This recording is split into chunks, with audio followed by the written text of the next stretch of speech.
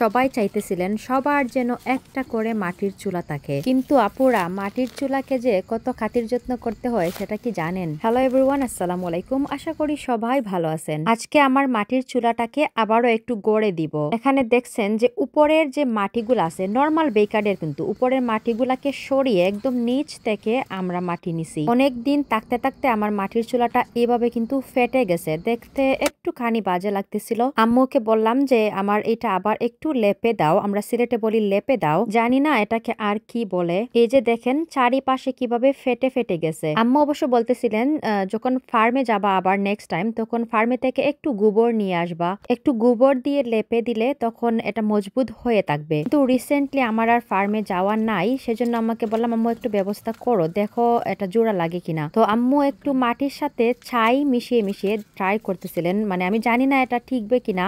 মাটির সাথে ছাইগুলাকে ভালো করে মেখে তারপরে লেপে দিয়ে গেছেন। আমার ভ্যাকেশন থেকে ফেরার পরে আরেকদিন মাটির চুলাতে রান্না করে খাওয়ার ইচ্ছা আছে, এখনো কনফার্ম না এইভাবে মানে গড়ে দিলে এটা ভালোভাবে এঁটে যাবে কিনা, সে দেখবো।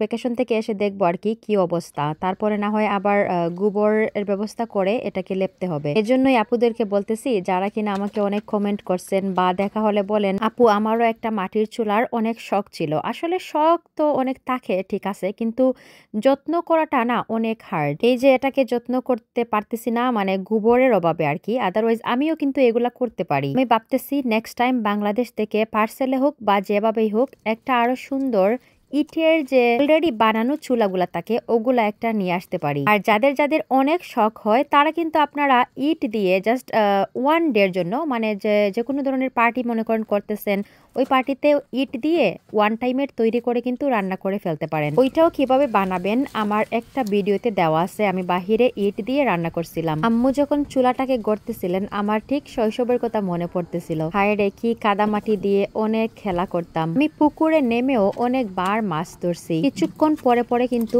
মাটির সাথে পানিগুলাকে মিক্স করে করে তারপরে এই যে আম্মু হাত দিয়ে দিয়ে অনেক সুন্দর করে, আমি জানি এটা একটা টেকনিক আরো আর্টেরও ব্যাপার। আমার ছেলে তো লিটারলি আম্মুকে বলতেছিল নানু তুমি কিভাবে এগুলা শিখছো। আম্মু হাসতে হাসতে শেষ। আর সবচাইতে বেশি আরো ভালো লাগে আমার দুইটা ছেলে বারে বারে বলতেছিল মা তুমি প্রায় মাস কানেক হয়ে গেছে মাটির চুলাতে কিন্তু রান্না করো নাই, কবে করবা কবে করবা।